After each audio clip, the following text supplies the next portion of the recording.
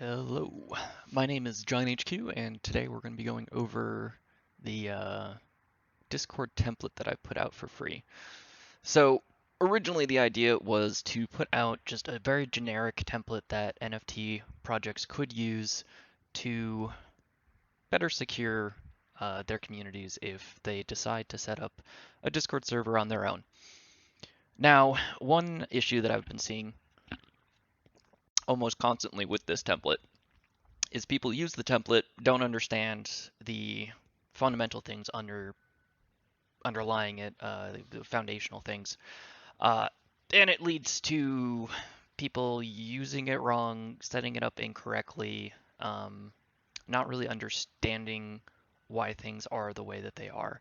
So we're just going to go through it from top to bottom and really just highlight what the features of the template are, why things are categorized the way they are, go over the role permissions, channel permissions, and then also I think it would be good to start talking about what's not in the template. So let's begin there and start with that. So uh, an easy thing to bring up is these two things at the top.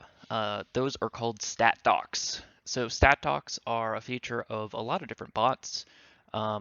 The ones that I like to use would be something like StatBot or Server Stats. And these are very simple bots that essentially watch your server and every 10 minutes or so will update that channel with new numbers. So as you get more members in the server, it will update the member count and increase the amount of people listed as being in your server. And then for this one, as people join the server and verify with Vulkan or Collabland and prove that they're an NFT holder, you can increase that number as well to show that you have people in your community who are actually holders. In this template, these aren't connected to any bots. When you create a new server off of a Discord template, you can't bring bots into that new server. So these channels are really just dummy channels. I leave them in there just so it's easy to copy and paste them with whatever bot you end up using for stat docs. If you don't want to use stat docs, you can just delete these two channels. Now, that being said, these are dummy channels. So usually when you work with a bot that creates a new stat doc, it will create a new channel that you have to then edit. And because of that, the permissions on these channels don't really matter because they are meant to be deleted. But with stat docs, you should probably copy a lot of the foundational stuff that we're going to go over around channel override permissions, um, which we'll get into in a little bit. But anyways, so obviously the server template doesn't include bots, so a lot of the bots that you might be using with your project's Discord server aren't going to be included. You're going to have to set each of those bots up yourself. You're going to have to make sure that the bots are set up securely. You're going to have to make sure that the bots are placed correctly in the role hierarchy.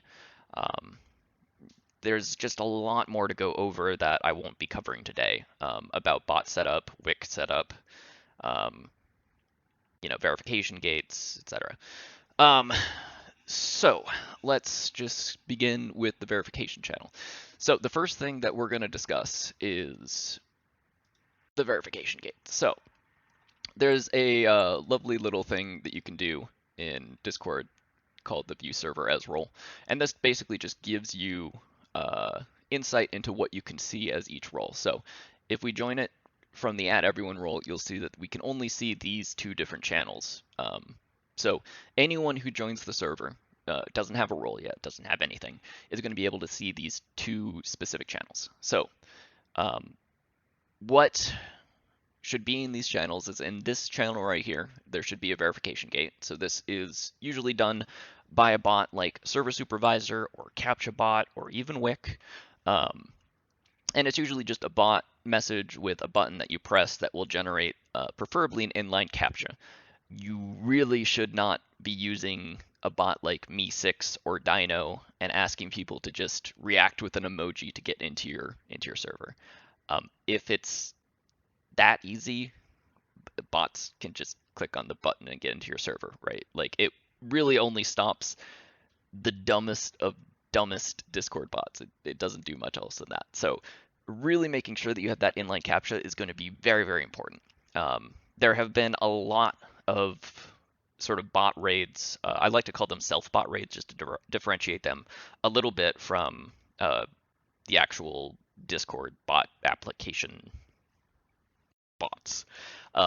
But there have been a lot of self-bot raids attacking NFT servers, so having that inline captcha helps prevent those. You should still be using another bot on top of that that will be handling raids as well. So that would be BMO, Spam Defender. Wick also has a join gate function that you can use as well. So this channel here should have a verification function here, or a message with a button. Once you complete the verification, you'll get the verified rule, which we'll check next. This section is just a sort of an optional feature. Sometimes I like to include a welcome channel that people can see that just explains what the project is. So you don't, join a server, forget about it, come back and sit there and ask yourself, like, why did I join this server? I also usually like to duplicate the rules. So when you set up a Discord community, which we'll go over, I think we'll go over that next, you need to list rules in basically in the server settings when you do the community option, when you toggle that on. If you do not include rules, Discord could potentially take action against your server. They get really antsy about including rules. So I like to sort of double up the rules. One, having a rules page that is visible to people who haven't verified yet, and then another one that's actually in the server that people can see once they verify. So yeah, let's look at community. So when you click this, you can enable community, and then you have to set up the rules channel, right? So we're just going to set that up. And then community updates, you should always set to just some location that people can't really see it. Agree. And yeah, so this section is very important to make sure that this actually goes to a rules channel, just so Discord doesn't get angry at you, basically. After you verify, we'll go to this.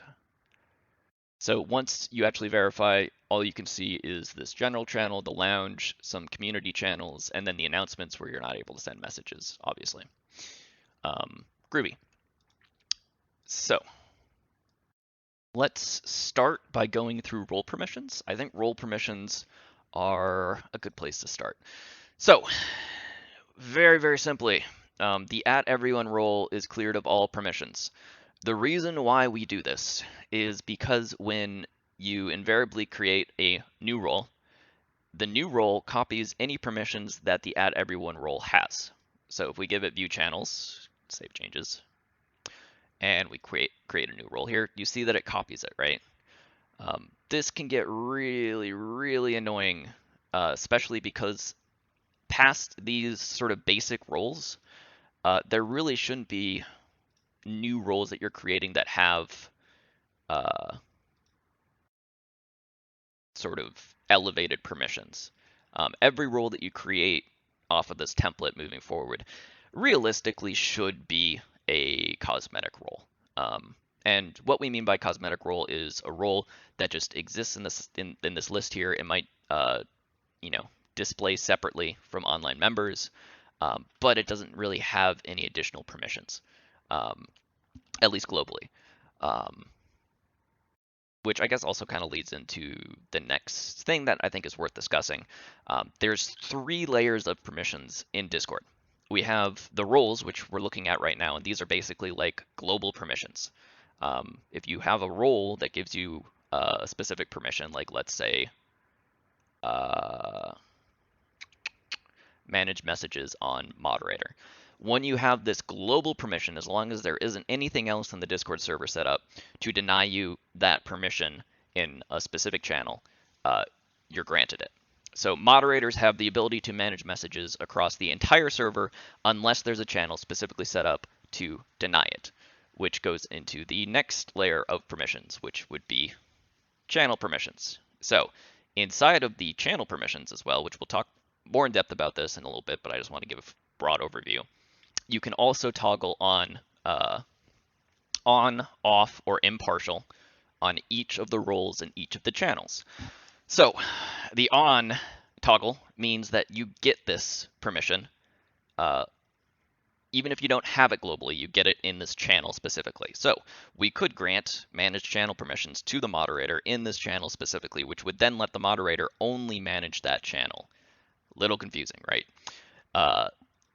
This sort of dash means don't really care about this permission in this channel, just do whatever they have globally. So if the moderator has managed channel permission globally, and it's set to the slash like it is right now, the moderator will just inherit whatever global permissions that they have. Now, the interesting thing, which we'll get into with a whole lot more detail later, is if you X out a permission, it overrides that individual's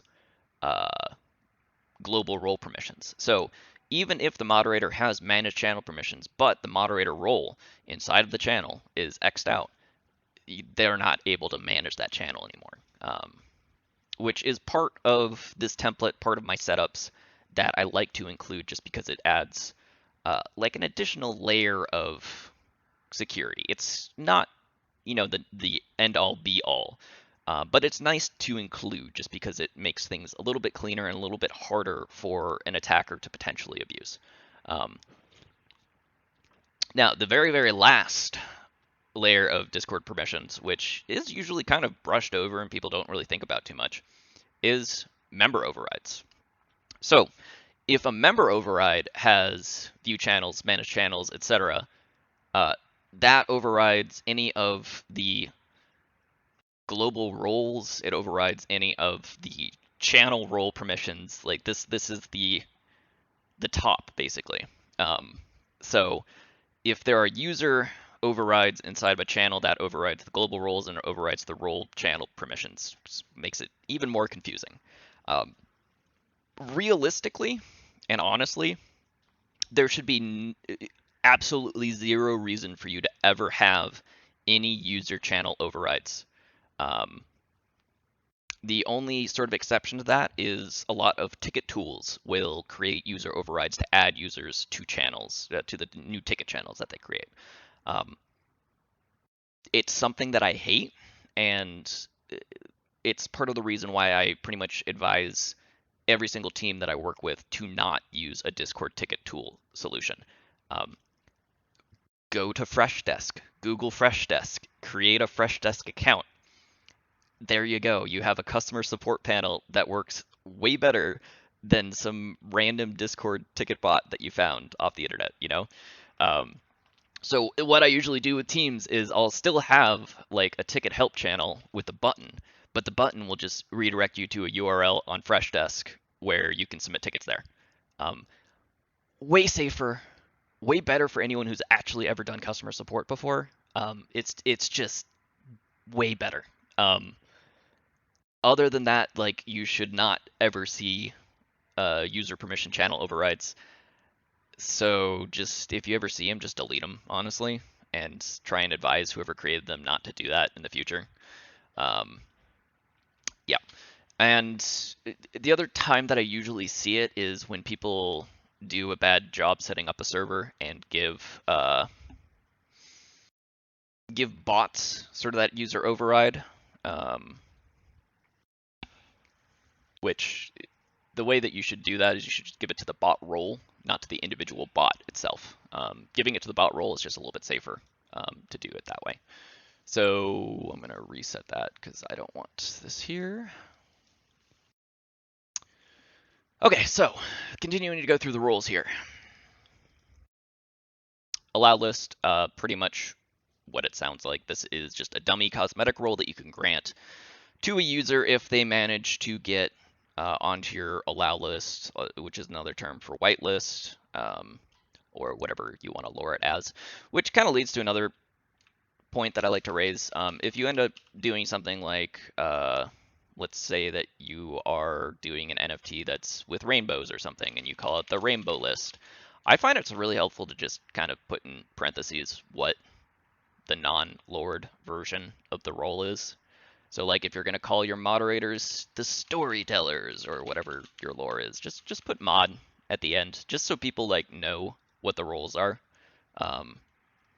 You can still have the lore but without the confusion if you just make the role name longer. So yeah, the allow list, or the rainbow list now, is just a dummy role that lets you assign a whitelist if this is a project that hasn't minted out yet. The way I would set it up right now too is the categories will uh, allow list holders to chat in the holders chats until mint, basically, and then you can just remove the allow list from the holders category, which leads to the holder role. It's meant for a holder of your NFT or your token. Pretty simple.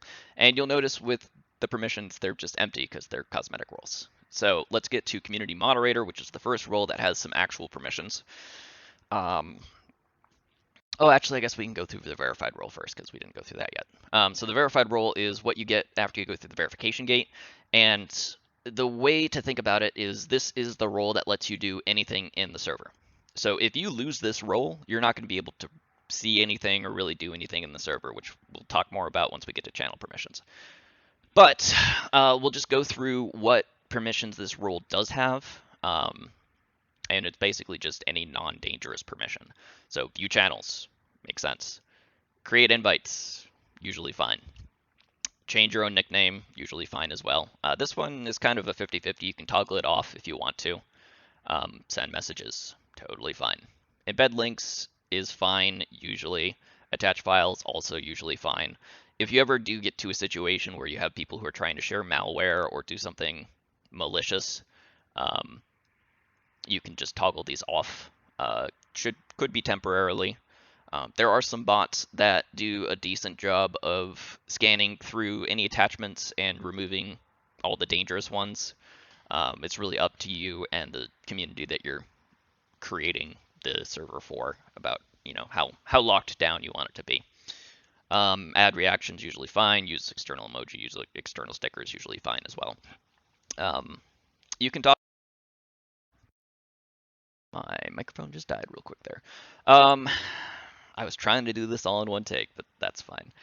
We'll do it in 2 takes. So sometimes people will do racist external emojis or racist external stickers. They're usually racist. It's not usually pornographic, but sometimes it's pornographic as well. I don't see it a whole lot. It doesn't really cause any monetary damage to your community, so I usually leave it on, but if people start misbehaving, that's when you can just toggle it off. And because of the way that we're setting up this Discord here through this template, everyone in the community, no matter what role they have, if they have verified, if they have allow list, if they have holder, everyone's inheriting these base permissions from that verified role. So you only need to modify the verified role if you want to turn off things like external emojis, external stickers. Read message history, also fine. Connect, speak, video, use activities, use voice activity. Voice channels are usually pretty safe because it's hard to mass message people in a voice channel. It's hard to get a lot of people's attention. And if people are doing suspicious things like trying to get people to screen share or scam them that way, like they're public voice channels, so people will wander in and just be like, hey, this is a scam there, don't do that. So I'm pretty fine with voice channels. Request to speak for stage permissions, totally fine. So going on to community moderator. View channels, again, makes sense. View audit log. So the audit log doesn't really contain much sensitive information. I think it's usually fine to have that on for most team roles, including, community moderator role. So a community moderator is usually someone who is the most junior on the moderation team, presumably brought up from the community itself. Very limited perms, still sort of trying to suss out whether that individual is worthwhile to be bumped up to a moderator or not.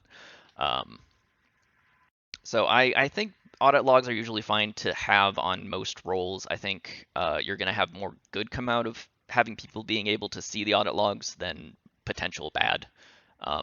And any sort of like sensitive information or sensitive communication that you might be doing in your Discord as a team, don't do it in the Discord. Like, do it in a Slack channel or something else, like a second line of communication. It's just better to set it up that way. Yeah. So, additionally, community moderators can time out members. This is a totally harmless permission in my opinion. It just stops people from talking. Can't really be abused as much as ban because people just can't talk. They're not leaving the server. It's very easy to reverse it, where if someone gets banned, you have to unban them and then get them to come back to the server, which they might have already been gone very far out of your community at that point. Also, never have kick members turned on, please. So if you turn on kick members, it lets you go into the members channel over here and use this prune button, which can kick out people if they haven't been seen in 7 days. If you have a really large server, this can end up kicking out thousands of people, so it's just better not to give anyone that ability, which it's tied to the kick permission. Anyways, moving on, because this is already turning into a long video. You'll notice that we don't have send permissions, send messages, any of the attach, add reactions, etc., because every community moderator will also have the verified role. So we don't have to give them these permissions again. And that way you can just turn it off for everyone by swapping permissions in the verified role. You really should be thinking as each role as giving additional permissions, not being a replication of the base role and whatever new permissions you want to give to it. It just makes it so much cleaner, much easier to read through, and you don't have to worry about, you know, all these extra green check marks here that might be near that mention everyone permission, which no role should really ever have. Moving on. So this is an interesting one. These 3 permissions in a row are extremely important to how I like to set up servers. So what you'll notice is community moderator, storyteller mod, senior mod, team, all of them have that 3-line of permissions. The reason why is, number one, because we're using the verified role to add in, you know, the base permissions that everyone needs. If a community moderator was to lose the verified role, that can make a situation where the community moderator could no longer see the rest of the server. So by granting these fundamental permissions, view channels, manage messages, manage threads, read message history, we're going to make sure that moderators, team members, senior mods, even if they lose their verified role, are still able to see messages being posted. And by messages being posted, what I really mean are fake announcements being put out to the community. We want to make sure that any team member is online and able to react and delete that message as quickly as possible. And we'll talk more about that in a bit. Nothing else for community moderator. So very limited permissions, can't really do much, can basically time people out and view audit logs. That's pretty much it. Moderators is going to be pretty much the same exact thing. So even though moderators have a higher role, they don't really have too much additional. They do have mute members, deafen members, move members. Honestly, you could give that to community moderators too, kind of up to your discretion. But that's really the only difference between community moderator and mod. Now, you might be asking, okay, but then how does my moderator actually ban anyone from the server if they don't actually have ban permissions, right? The answer is you use Wick, and not another bot, you use Wick. The reason why you use Wick is because you can set up in Wick which roles are able to ban people. And the reason you use Wick is those roles then are not able to ban each other. And this is super important because if you have a team member who gets compromised and the team member has ban permissions, the team member can kick out anyone else who's lower than their role. Their highest role is lower than the team member role, which is just not good.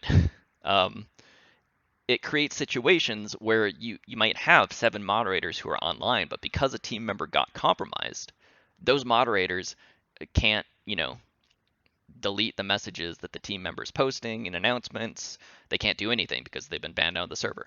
So trying to make sure that a higher role can't ban other team members who have a lower role is extremely important because it can help mitigate and lessen the damage that is done if a compromise is to occur. So everything kick, ban, is handled through Wick.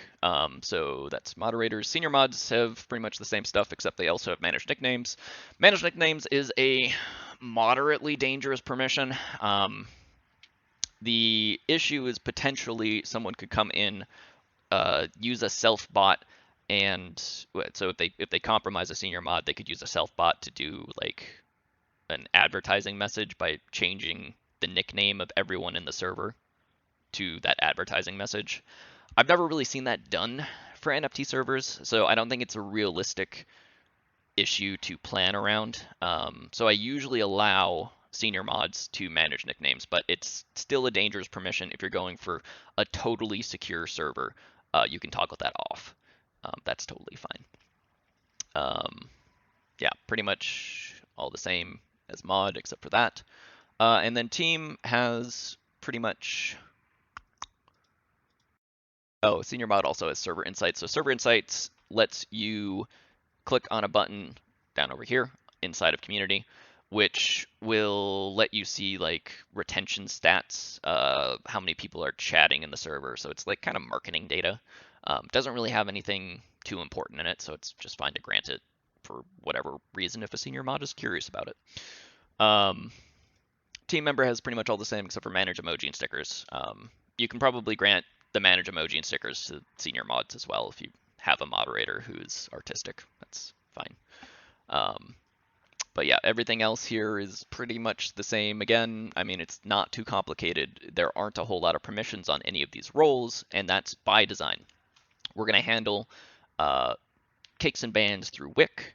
We're going to never let anyone touch manage webhooks or manage server. Manage channels is something that really should be done from cold accounts, which we'll talk about more once we get up to cold admins above. Manage roles is going to be handled by another bot using custom commands to grant, for instance, the allow list role to someone who's won an allow list spot. We use bots to mitigate a lot of the risks in handing out these dangerous permissions. Because these dangerous permissions don't really let you restrict them very well. Once you grant that permission, it can do a lot. So, for instance, manage roles is by far, I think, the most, well, one of the most dangerous, probably behind the administrator or webhook permission. But if team member is given the manage role permission, the thing that I like to point out most is that this comes with a free at everyone permission as well. Because the way that manage roles works is you can manage any role that's lower than your highest role. So in this case, lower than your team role, which would include the verified role. And in the verified role, all you need to toggle this little toggle here is manage roles. And if you toggle this toggle, everyone can manage the verified role, which is basically an at everyone because it's everyone who's gone through the verification gate. Everyone can then ping that role, but the attacker is the only one who knows that that's pingable at that point. So manage roles is incredibly dangerous, and the other bigger issue is through the course of running the server, setting it up, a lot of times teams will mess up. They'll have a role that's accidentally configured incorrectly. They'll do a big mistake like create a bots grouping role that then has admin permissions that's lower than the very highly placed team role. There's just a lot that can go wrong, where if we use a dyno custom command instead, we are restricting people to basically being like, so essentially with a dyno custom command, senior mod team member role is required to actually use the command. You use the command on a single individual. That single individual can only get the allow list role, which accomplishes what the team needs to accomplish without letting those three roles, 20 plus people, all arbitrarily assign whatever roles that might be underneath their own role. It's just a lot safer, so we should do it that way. Okay, on to the cold admin. This one's pretty obvious. It has admin permissions. It's in the name.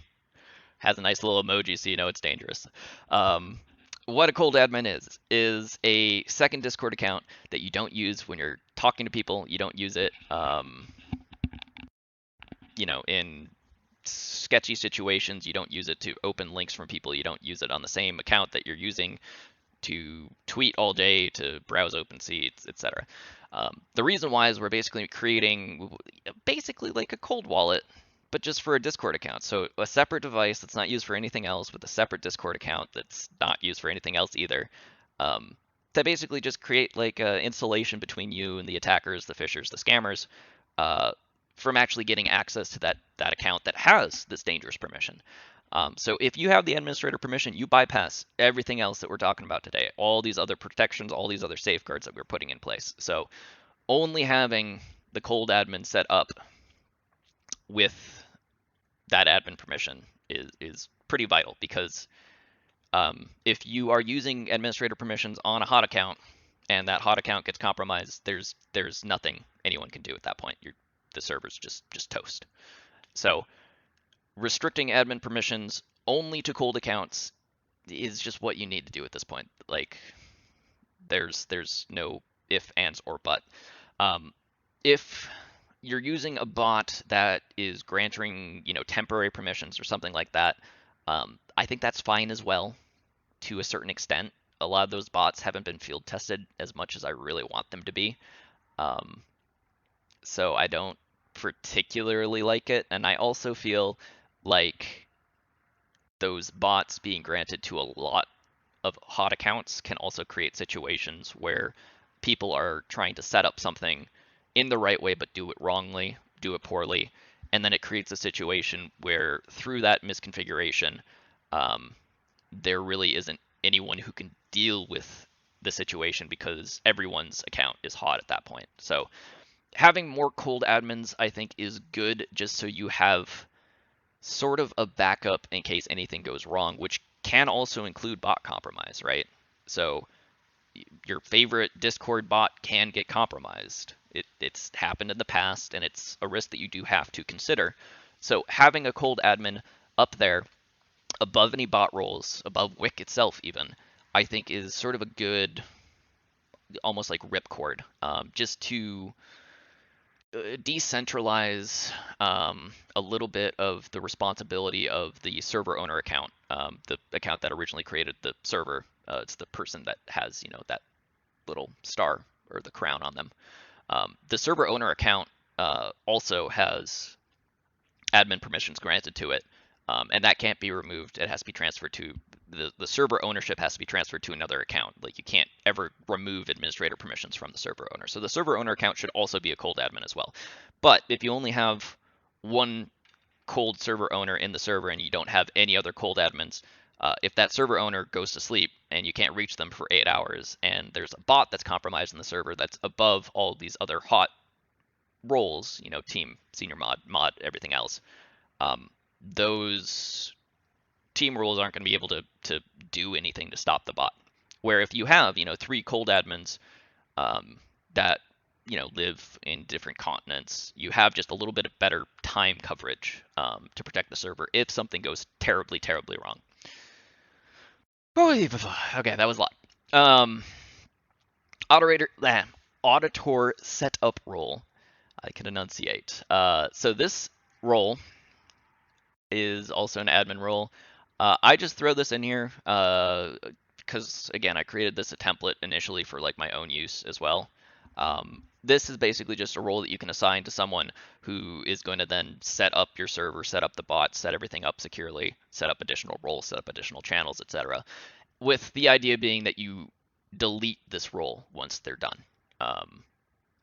Because it's up here, and usually auditors are doing a lot of their work from hot accounts as well, so it shouldn't be something that is left on permanently. Yeah, so that's that role, meant to be deleted. So with that, I think we can talk a little bit about each of the channel permissions. This shouldn't take too long, since it basically follows a pattern and you're going to understand it very quickly. So first thing to keep in mind, we have channel permissions. So edit channel permissions, they're the permissions, right? We also have category permissions. So categories are basically just groupings of channels, and you can set up categories with their own permissions. And these permissions will basically be copied into other channels that are synced with the category. When you create a new channel and you don't select anything else here, you just do that, it will automatically sync with the category. Now, here's the issue. If you create a channel and you're like, oh, we should make it private. That sounds like a good thing, Discord. We'll skip this for now. Well, we've made it private, and that means it's not synced anymore. So everything that we set up doesn't work. So creating new channels, I think, is fraught with issues. Usually when I work with teams, I tell them that the way that they should create new channels is just clone whatever channel is most similar to what you're trying to do. That way you don't have that pop-up that looks like something you should select that makes it so it doesn't sync. So that's that. These two channels here are both synced with the category, so we can talk about this channel. So the everyone role does not have permissions to view channels globally. In this channel, they can view it. That is what allows new users to actually view the verification channel and get the verified role. Now, we're going to talk about something that's kind of cool. You'll notice that I've X'd out a lot of things on the everyone role. And there's a very good reason for this. With the way that Discord works, very similar to the server owner sort of hidden role that has administrator permissions, everyone in the server has a role that is at everyone. It doesn't display, it doesn't pop up.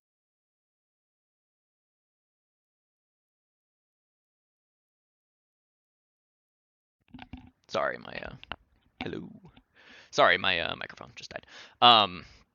Everyone has this at everyone role. It doesn't pop up when you click on their profile. Doesn't display as anything. It's a role that everyone has in the server that vitally you can't get rid of. So unlike, let's say, a holder's role or even the verified role, these are roles that are user assignable, which mean that people can potentially remove those roles from others, themselves, alt accounts, you name it. So by doing these permission denials on the at everyone role, what we're actually doing is basically saying as long if you're not mentioned in the channel on a role to explicitly be granted these permissions, even if you have it globally, you will not be able to use it in these channels. So kind of hard to explain. I hope that was clear. Essentially, even if the moderator role was granted the manage channel permission globally, because the at everyone role here has it denied, they would not be able to use that global permission inside of this channel or inside of this category. It's very useful, and for an attacker who doesn't particularly know what they're doing, can actually frustrate them and confuse them, and give you like a little bit more time to actually deal with the attack. So I think it's something that's very useful to set up, and it also helps in cases where things get misconfigured or messed up. So what we basically do on every channel because of that, and every category as well, is we go through and we deny all the dangerous permissions. So manage channel, manage roles, which is manage permissions inside of channels, manage webhooks, public and private threads I find dangerous. If you do need to use public or private threads, which you probably shouldn't ever use private threads, enable them specifically in the channels that you want them to be used in. Add reactions is turned off just because verification gates are buttons and you don't need excess reactions on there confusing people. Mention everyone should be turned off. That makes a whole lot of sense. Yeah. So those are the overrides that should be on every channel. Now, the next part, verified. Once you're verified, you should not be able to see the verification channel again. So deny verified people from viewing the channels, which means they can't see those entry channels anymore. And also it means that bots can't see those verified users in the sidebar. This really only solves an issue for, or fixes the really dumbest DM spamming bots from being able to pull the list of users. Um, but it's just cleaner, so it's better to do it this way anyways.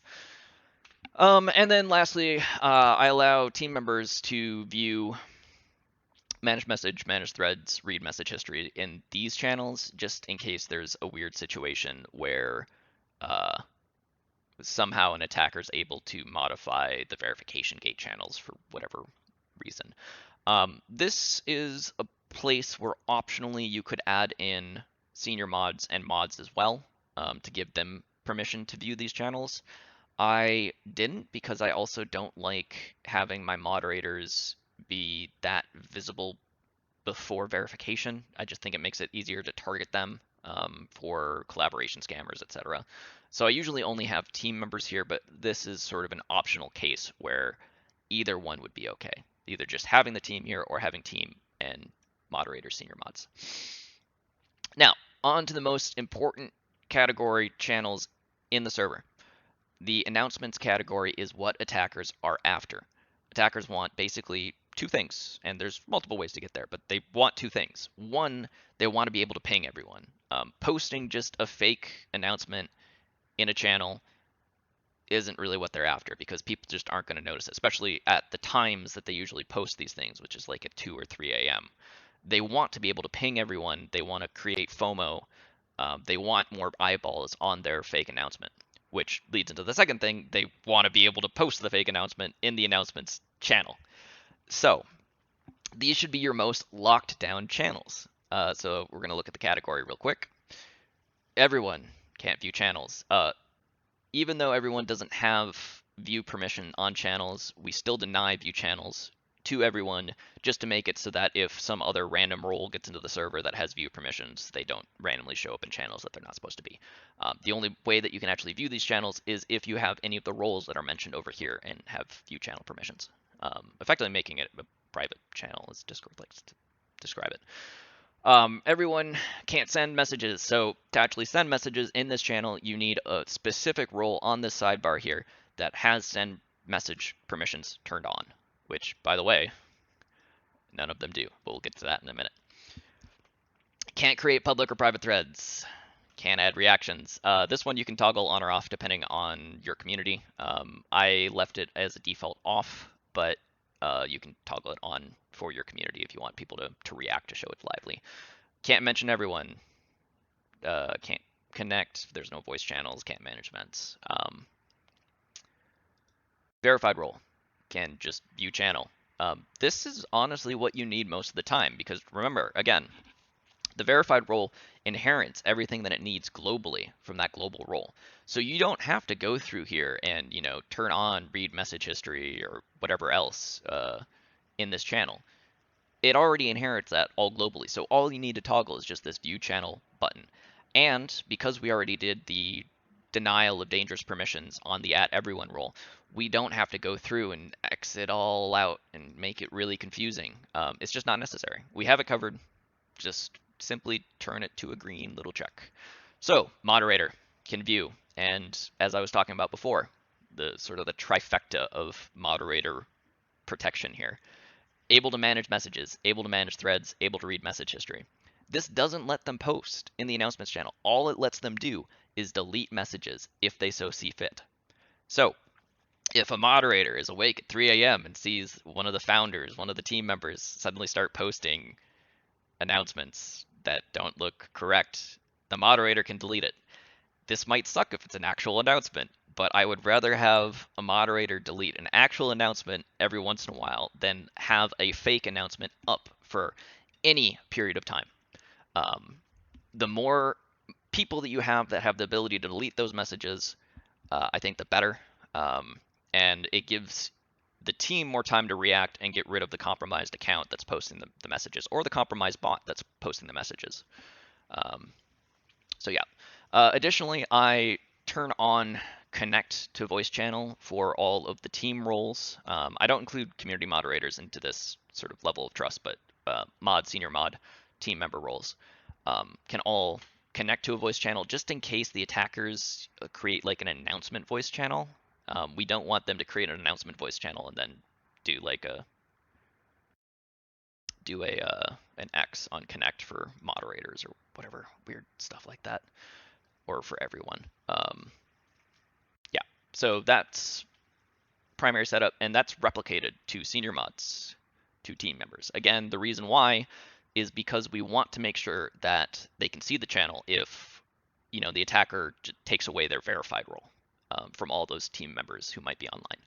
Um, so we want to make sure that they can see the channel, and we want to make sure that they can still respond by deleting the messages, which I have seen this actually occur where an attacker was posting fake announcements in a channel, and people in the community were simply responding in a thread calling it out as a scam.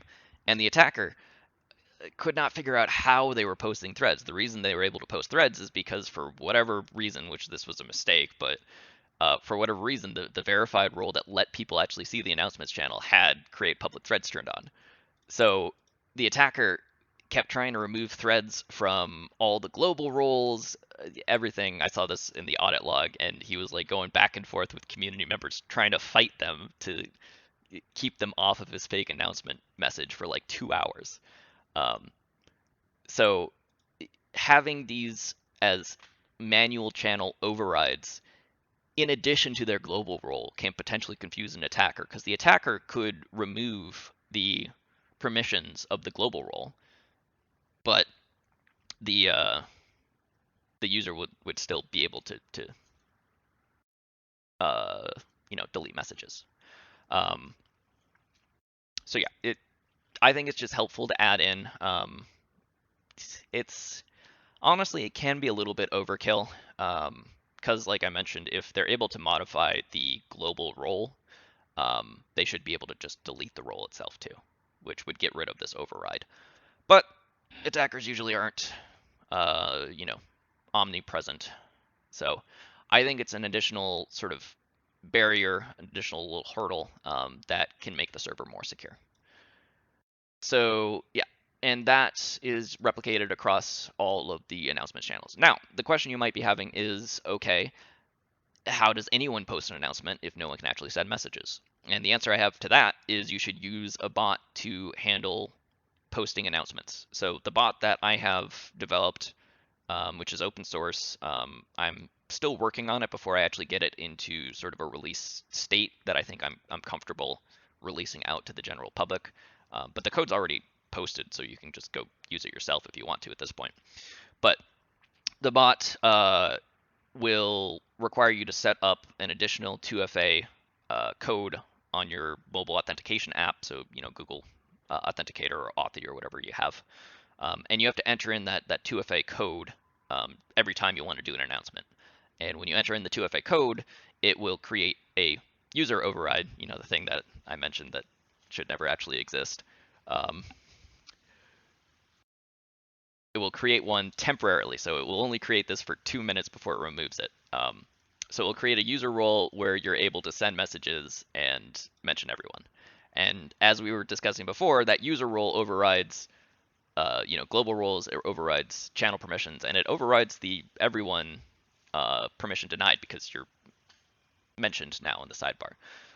So you have 2 minutes to then make that announcement, ping everyone, and after that, it's revoked and your user override is removed. And the reason why it's set up that way is it requires you to do 2FA to ever send an announcement. And if your account is compromised, you don't have permissions to do announcements. So even if your account is compromised, the server is still safe. The only way that you could be compromised, or the only way that a fake announcement could go out, is if they manage to compromise you and your 2FA on your phone somehow, which just shouldn't be possible. So that's a way to do secure announcements in the server with hot admins without having to require everyone to have cold admin accounts. That is another route that you can take, though. Anyone with administrator permissions is able to bypass everything here. So if you have administrator permissions, you're able to ping everyone in the announcements channels, and you're able to post in there, even though the channel is set up in this way. So that's announcements channels. The rest of this is going to be very repetitive. So general, same stuff, all denied. Verified, just view channel. Moderator, the trifecta there. Connect voice channels. That's it. And it's going to be the same repeated for pretty much every single channel on the server, every single category. Holders channel, instead of verified, we're going to have holder and allow list checked here. Um, Same stuff on the add everyone. You'll notice that community moderator is not listed here. That is also, again, just a choice. If you don't want community moderators in the holder channels without actually holding the NFT, it's just an option. You can add them in. It's really up to you. Um, Mod category, everyone permissions denied, can view, can view, can view, can view. There are some small exceptions of things that are not synced. So for instance, all the announcements channels, these are not synced because we had to make it, oh, we don't need this one here. So actually look at that. There's something I need to fix in my own template. So I'm gonna go through and fix that on the actual template that's gonna be linked in this video down below. But yeah, allow list holder can both view, but everyone can't send messages except for the team. Nope, team can't send messages either in holder news. So I'm gonna change that too on the template as well. You could keep this as not being able to send messages. Actually, I'm gonna keep it as not being able to send messages. And again, handle sending messages through that announcement bot and just setting up the holder's announcement as something set up for basically being secured by that announcement bot. Okay, and then mod news is basically just something for senior mods and team members to send messages in, and then everyone else can't send messages. So everything else pretty much follows the same idea. Team category is a little bit different. Since the critical logs category is in this channel, I made the decision to deny managed messages and managed threads in this channel. The idea being basically if an attacker was able to compromise an account and was doing something suspicious, trying to do some way to get permission escalation or something like that, often the attacker will delete the logs in the log channel showing that they did something suspicious. So I just removed the permission to do so there. And then I don't have, the moderators or community moderators or senior mods in the team channel being able to manage messages because then they'd be able to see the team chats. In an ideal world, you should probably just delete this team channel, maybe keep the critical logs, but you should not be really discussing as a team as much in the public Discord. You should be using Slack or a second line of communication. It's just better. Community is basically just another general channel, so it's pretty much the same stuff. Okay. That was a long video. Now, we went over the template. We went over the reason why things are set up the way that they are. Hopefully this is helpful. I joined a server recently that was very obviously using my template and had not managed to set it up successfully. The verification gate was broken. There were a lot of excess permissions granted willy-nilly. It really just took a template that was secure and then made it very unsecure with user error. So hopefully this will help people set up their servers a little bit more securely if they're using my template.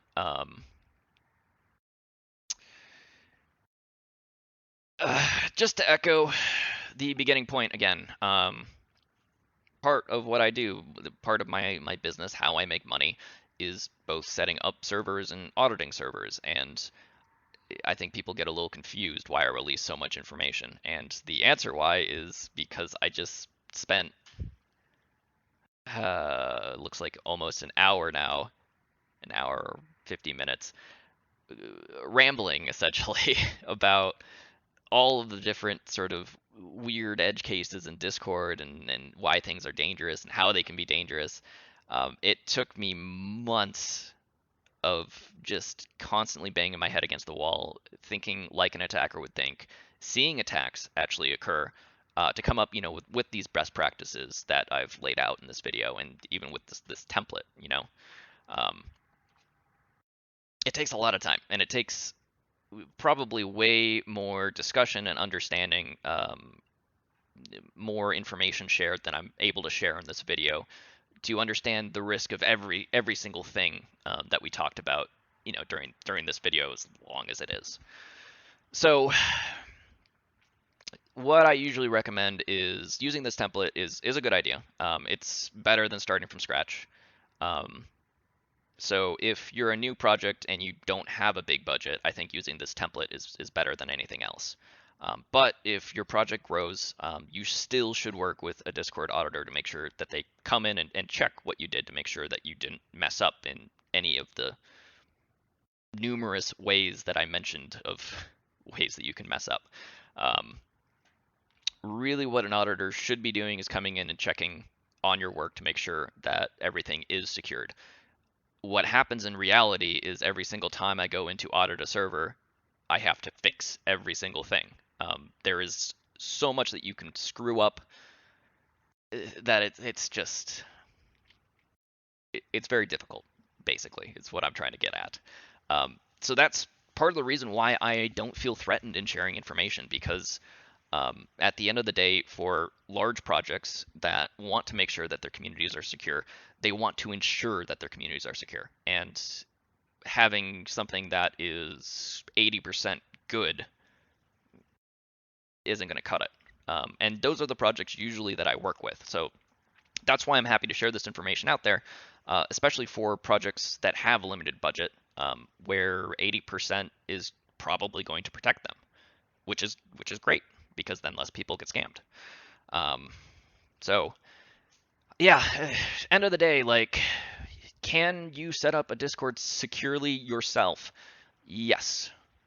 It's just going to take a lot of learning, a lot of trial and error, a lot of testing, um, a lot of man hours that a lot of founders just don't really have.